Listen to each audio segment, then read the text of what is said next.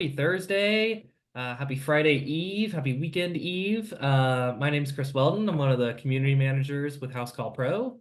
And this is our Pro Power Hour series, something we do every single Thursday at 3 Pacific, 6 Eastern.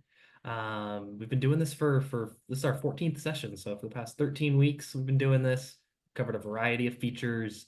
And we're gonna keep covering them all. I encourage you to be here every week. If you're an older pro, you might be able to get a refresher on something. And if you're a new pro, it might be helpful to just learn all of our different features. I know there's a lot to do when you're getting onboarded, so this is kind of a nice addition.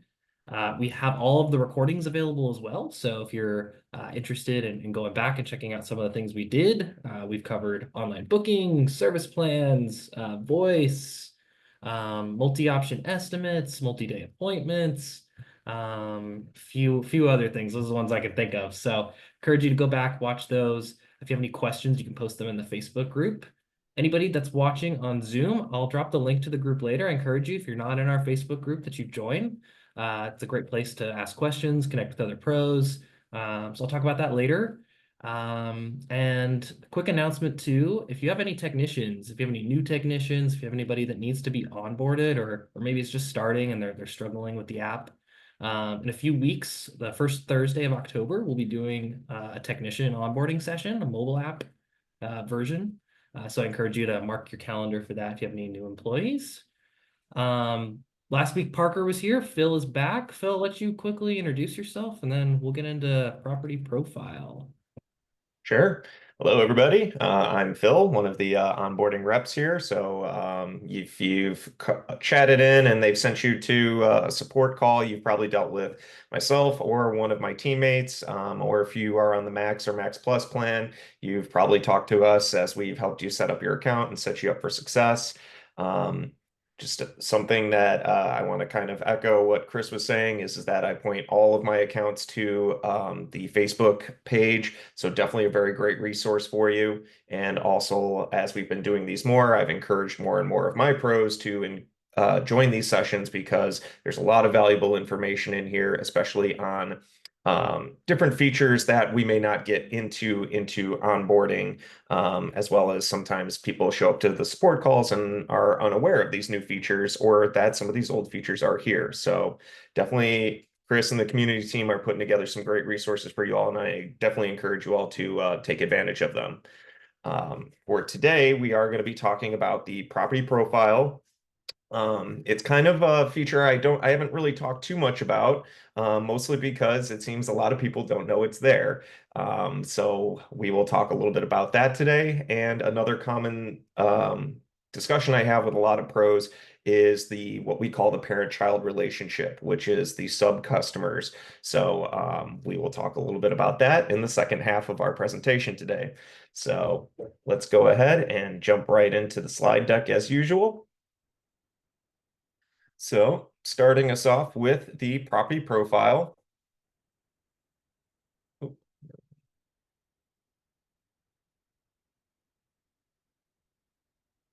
All right, there we go. So what is the property profile? The property profile, what I explain to everybody is if you are a company that really needs to be aware of any on-site equipment, or if you are an installation company and you set up some kind of warranty program, some kind of service plan that goes into maintaining the piece of equipment that you have installed at somebody's location. So the property profile, it allows you to keep track of the actual item that you installed or that is on site. You can keep track of the name of, depending on, essentially the brand.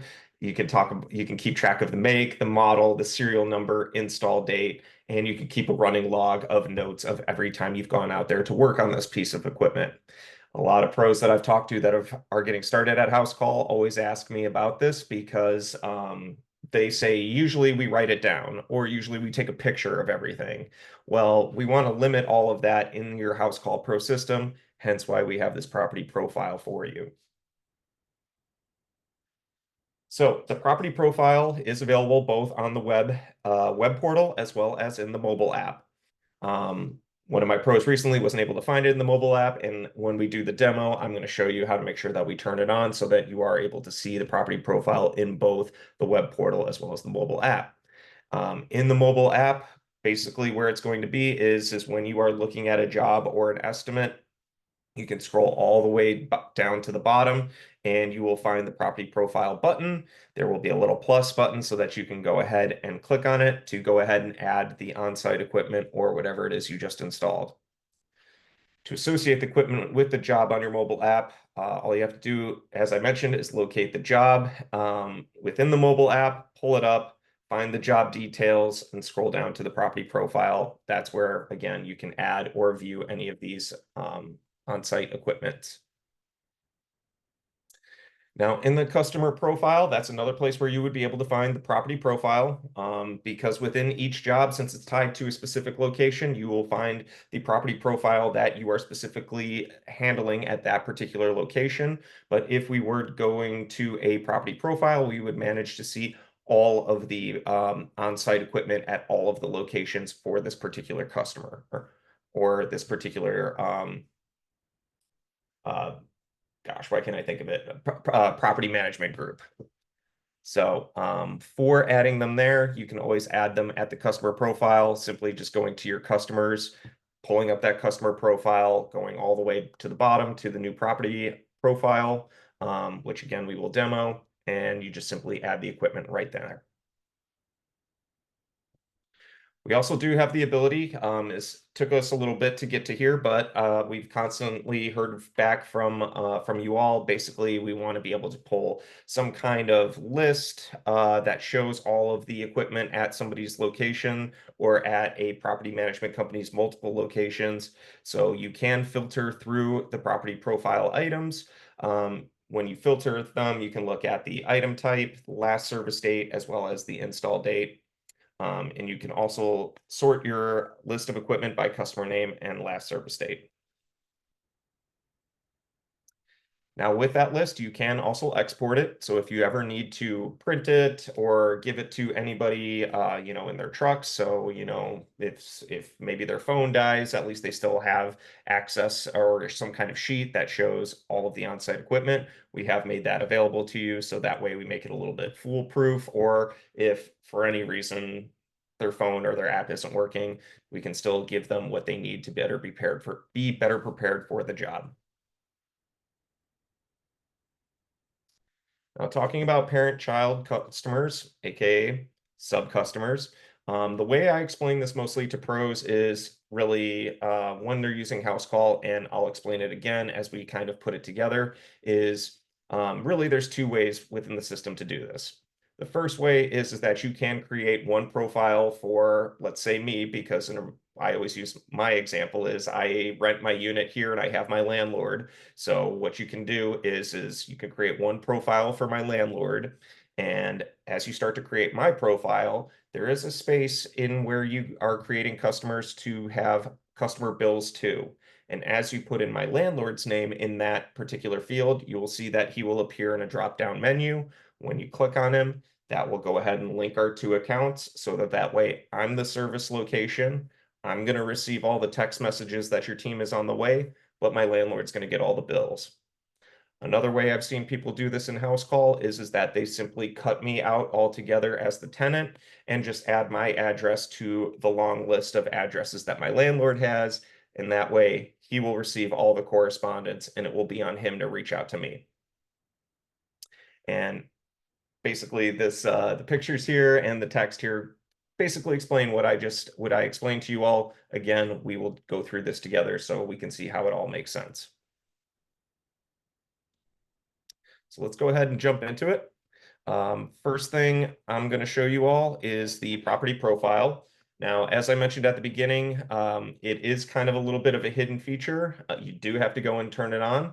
So for that, all you have to do is go on up to your apps.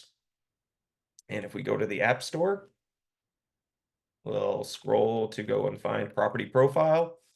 Now, what I always tell everybody is that when they go into the apps, and I'm sure we might cover apps on a separate session, but some of the apps in here are third-party apps, so you might require a membership for those. Some of them are extra features, so you may actually have to pay for them. But the property profile one is one of ours that is internal, so it doesn't cost you anything. All you really have to do is go in here and turn it on. So um, on most accounts I've worked with, it's disabled. We'll go ahead and turn it on. And so now how is that going to look? Let's go ahead and open up a job. Put in our favorite customer.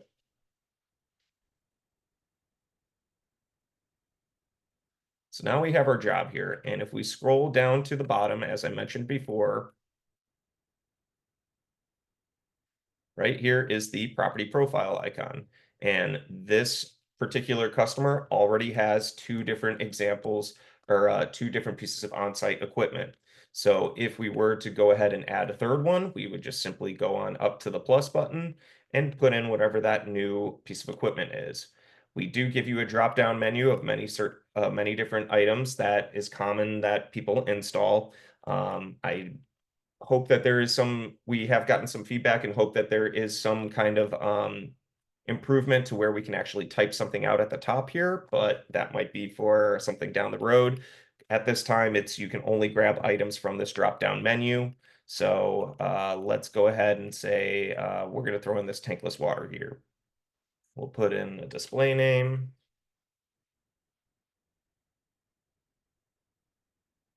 Make, model. Maybe that's too many. And then let's say serial number. Install date was today. And for notes,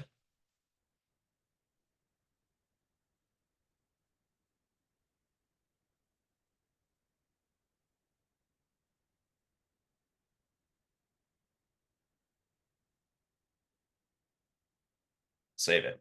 So there, now we see it. And for this particular job, as you notice, it's in a bit more of a bold black instead of these ones that are a bit more grayed out. So that tells us when we are looking at the job on the back end that for this particular job, we were working with this particular on-site equipment. Now, what if for jobs you go out there and we're working on multiple sites of on-site equipment? You certainly can add more items. So we could add them from scratch if they weren't already in the system. But if I was going to say also go out to work on this piece of equipment, all we simply have to do is hit the plus button to add it to the job. And now you see it's in a bit more bold black instead of grayed out. So now that tells us as we are looking at this particular job, we worked on these two pieces of on-site equipment. If we needed any information, like your technician's out there and wants to look at those notes, they can just simply click on that property profile item and they can take a look at all of this information here. So that particular item was used on 6 different jobs. So there's the job history and there's more information that leads to all the information we put in, like make, model, serial number. And let's just take a look at the one that we just built, just to see how that one would look. So there, if we go ahead and click on that item, we can see here within our notes that we installed the water heater, and essentially all of those notes, every time we add a new one to that particular item, is just going to load up down here. Now for the mobile app, let me go ahead and plug in, and I'll just simply show you how that's going to look. As I'm getting that loaded up, let's take a look at the property profile items.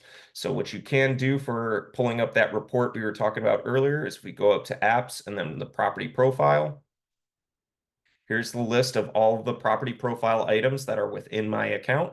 So we can go ahead and go through all of these. We can even filter out specific ones. So if we want to filter it by item type, service date, or install date, we can certainly do that.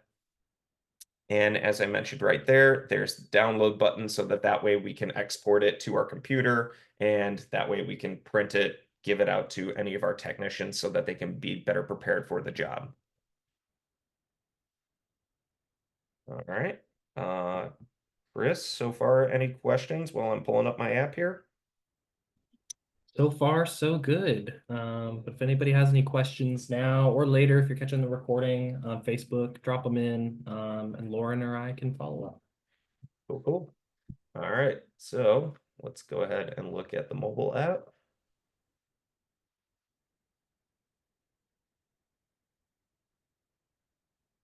All right, so I've gone ahead here and pulled up a job, and as we scroll down on this particular job, as I mentioned, at the very bottom, you see right there, there is the property profile item.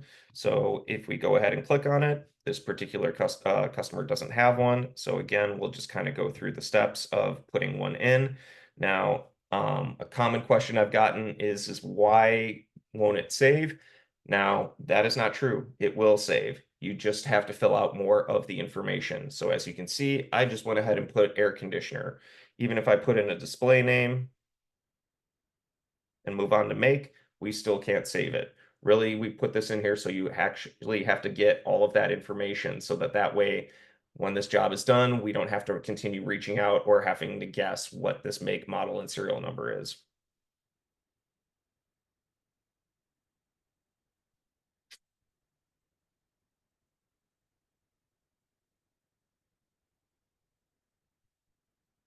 Now, you saw as I jumped down into serial number, we at least got the make, the model, and what it is we are installing. You can save it at that point if you want to. But again, we always encourage you to fill everything out so that way you have all the information that is needed. Install date, we'll say today.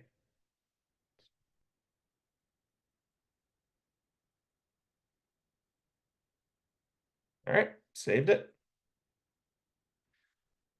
So now when we're looking at the app, we see right there, there is the property profile item right there. If we go ahead and click on it, it's already added to the job. We can view the job history, add any attachments. So for all of you who like to take pictures and want to keep pictures attached to the property profile item, I say, hey, if you enjoy doing that, go ahead and do it.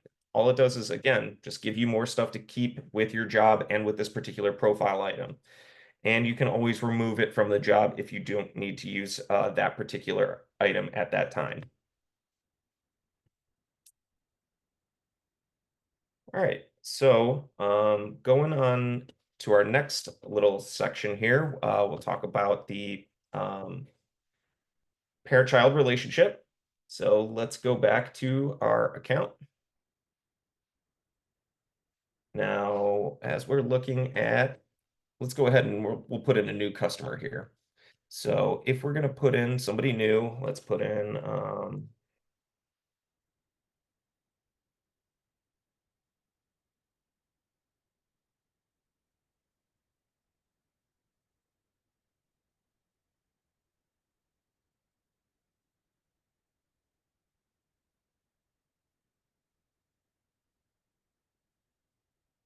all right, so we have Caleb in here. We're going to go ahead and put in the address. Let's just put in any random one.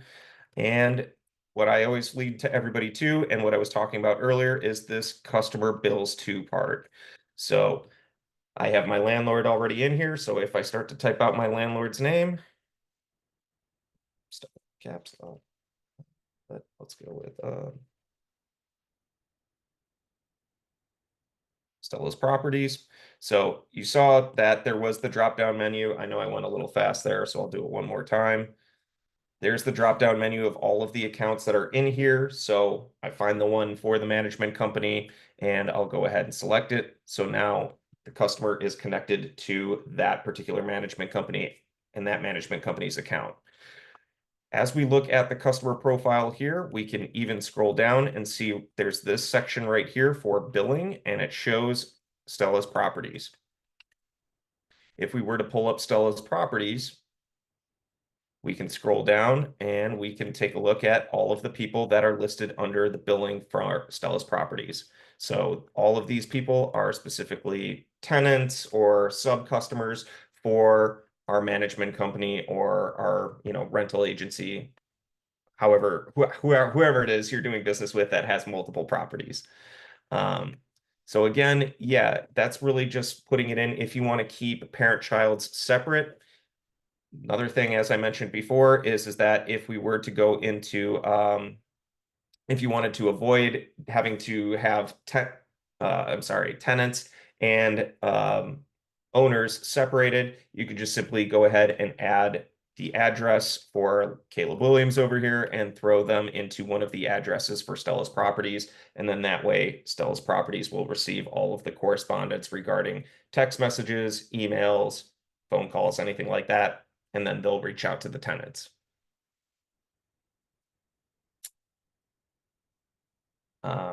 Chris, anything come up? I don't have any questions on Facebook. I do see that we have Erica in the Zoom chat here um, asking about how to add a company, which you would simply do just by doing a new customer. You would do a new customer, and then you would be able to add that company name. And then you could also add a contact with that first and last name. And then you could, set up child customers, sub customers after that. Yeah, what I typically see a lot of people do is that they want to they'll put the company in over here, put their contact's name up here, and it depends. It's different for everybody, but display name that's shown on the invoices, that's where you would want to put either the company name or your contact's name. 95% of the people I know usually put in the company name right here, but whatever makes it easier for you all. Um, that looks like all the questions I have. I do have a couple. I did pull a couple of questions from the group, more on the property profile side. Okay. Um, pull those up real quick. Yeah, while you're pulling that up, I was going to say for the parent-child relationship, another great use for this, if you aren't already using it for this, is like I'm working with a company right now where they work with a lot of franchises, a lot of Chick-fil-A's, a lot of Denny's, a lot of McDonald's, just places like that where there's multiple locations everywhere, and then there's the main headquarters. So for that, generally what they would do is they use the customer bills too because they have their contact at corporate and each particular franchise has its own location. So as they set up those particular franchises as individual customers and just has their customer bill to that main corporate office. So that's a great use of the bills too that I've commonly seen. Definitely.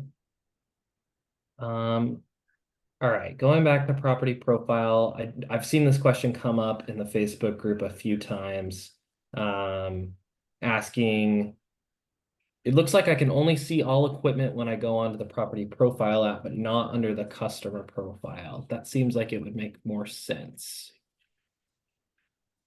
That from what I've typically seen is that you see all of them on the customer profile. Let's take a look just to be sure.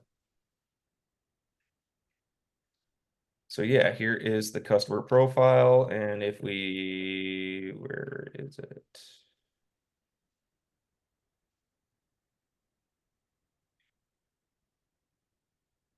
So like this one has 3 property profile items.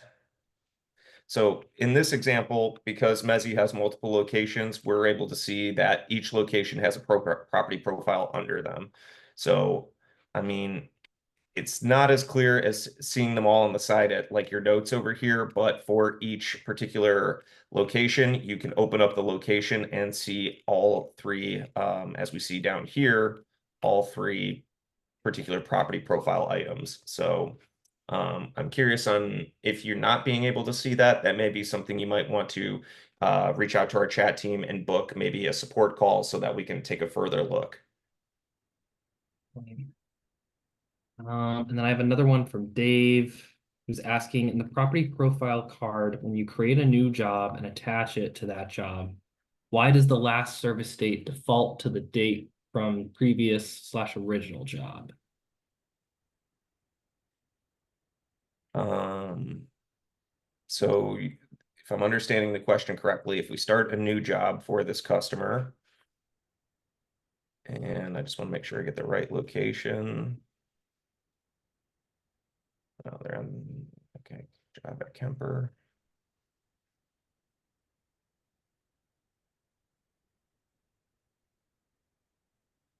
And if we scroll down, here's the three items.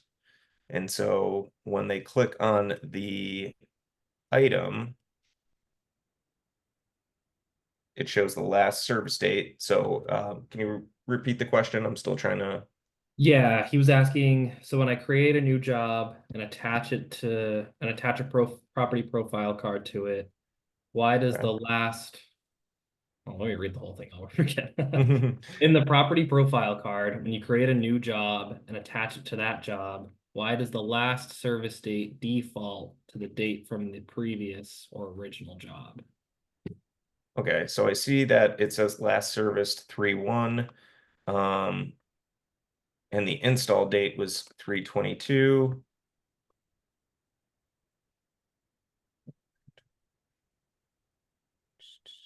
So that would be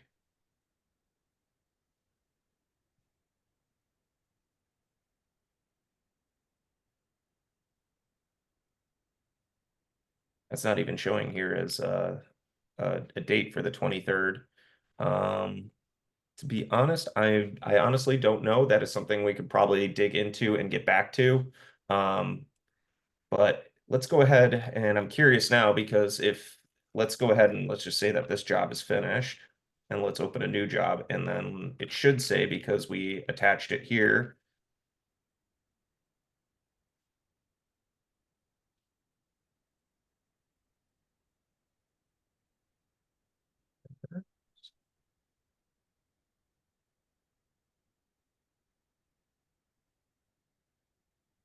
Ooh, and you know what, Chris? I'm wondering now because we didn't give that last one a date. Maybe no, it said 9/5. So it does update to whenever the last service date was. Okay. Yeah, Dave, if you are watching, I'll make sure to tag you in this and send this to you. If that's not the case for you, then yeah, we might want to dig in. I can get you connected with Lauren or Delano. Uh, we'll look into that for you. I think that's all the questions I have. Um, oh, I do have one other question, and Phil, I actually don't know the answer to this one either. I believe they would have to re-add the items to a new customer profile, but Nick had asked, what's the best way for moving address profiles when a property changes owners? Okay. Um, what I've typically coached people to do is that so I get this question a lot when it's like, like in my example, I'm a tenant here. I may not live here one day. Um, so what I've typically advised people to do is that you can go into customers and let's go ahead and pull up brother here. Is we can go in and for the contact info, switch up who was there. Edit the profile. Yeah.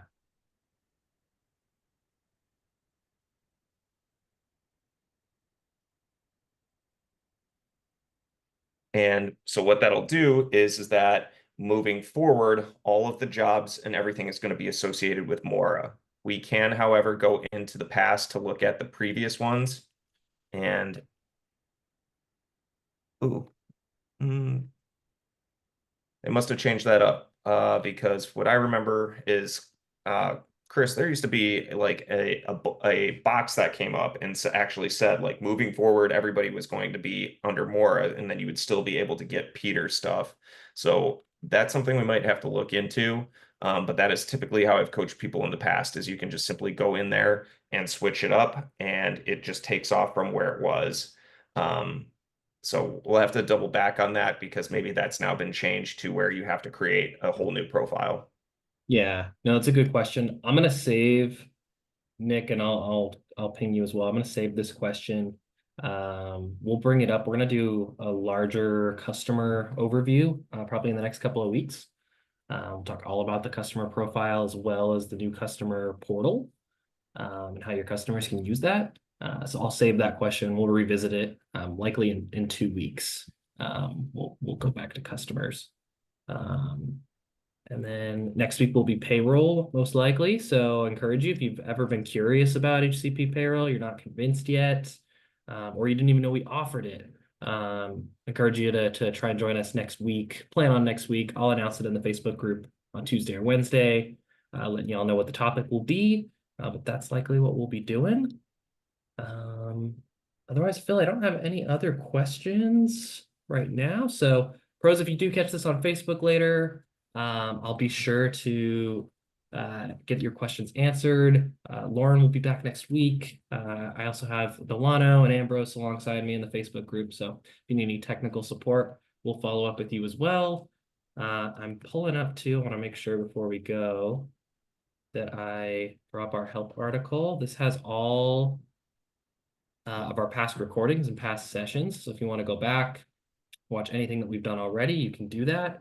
Has Zoom and Facebook recordings. And then if you're not a part of the Facebook group and you're watching this on Zoom, I dropped that link as well. Encourage you to sign up, join us there, and connect with us and network with other pros. I do see one question from Erica, how to create a pricing list. I mean, I'm happy to demo that. I know that's not really what we were covering today. Yeah, We've looked at it. Yeah. if we got a couple minutes, I'll go ahead and answer that. So for the pricing lists, it's you'll be going to your price book. And we have here, it's even got the new button. It says pricing forms. So when you go into it, it gives you the ability. I've already created a couple myself, but there's the add pricing forms. We even kind of given you a little bit of recommendations on how to get started. But really, you just hit add the pricing form. And I actually feel like we did talk about this on a previous session. So but yeah, in here you do have the ability to put in what that particular service is. For booking, this is for online booking, so that way you can go ahead and make it part of your online booking, set up the hours that that particular service is going to take. And in the fields here, you have a couple of different options. One is quantity select, which I commonly see for like bedrooms. So if you charge, like, I'm just going to use the cleaning example, like, $100 a room. We can go ahead and put in a room, and then that way your technician can go ahead and hit how many rooms that they did. There's another one for numerical range, which I see more for like painters and landscapers, which is like how many square feet, and your pricing is based on square footage. So you can say, hey, if the house is between 1,000 and 2,000 square feet, it's going to be this price. If it's going to be between 2,000 and 5,000, it's going to be this price. Now, multi-select, what I've typically seen for that is if you're going to kind of offer your services more a la carte. So again, using the cleaning company's example is that if you're going to go ahead and say like, hey, we offer, we can do your fridge, we can do your oven, we can do your sink, we can do your toilets, we can even do the garbage disposal. So that way the customer can go ahead and select which particular services that they want. And then the last option for single select, I still have yet to really see many examples of this outside of pets for cleaning crews. So like if you do offer services for customers that have pets or without pets, you can go ahead and say, well, if they do have pets, it's an extra charge. So I hope that answers your question, Erica. And Erica too, if you're just getting started, if you need more help, I really do encourage, if you're not in the Facebook group, to join us there. We can provide you some more support, answer more of your questions.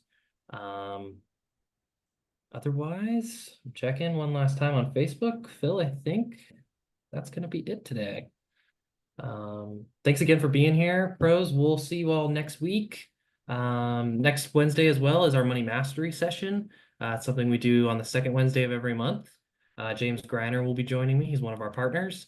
I'm trying to remember. I think we're continuing our topic on buying and selling a business. So if that pertains to you at all, if you're looking to sell your business, looking to acquire one, we did a part one on that a few weeks back, last month, and now we're going to do part two. Same thing like this series. There is an entire recording library if you're interested in going back and watching those. Find me in the Facebook group, send me a DM, and I'll connect you and get you registered. Otherwise, hope everybody has a great weekend, and we'll see you around. Sounds good. Bye, everybody. Thanks, guys.